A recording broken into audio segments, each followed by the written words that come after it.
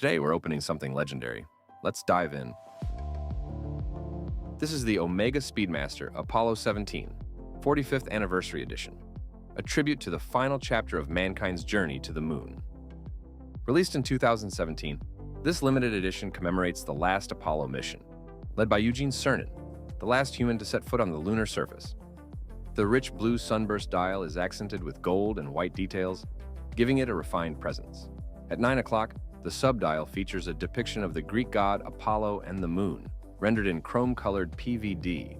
And just below the central hands, a red 0534 GMT inscription marks the exact time of Cernan's final step on the moon, a small detail with a huge story behind it.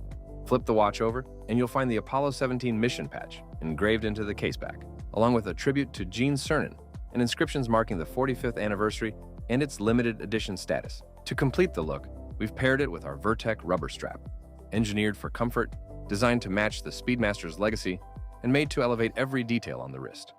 This Speedmaster isn't just a timepiece. It's a reminder of exploration, craftsmanship, and timeless design. Reimagined with Wristbuddys, a watch that marks the end of one journey and the beginning of yours.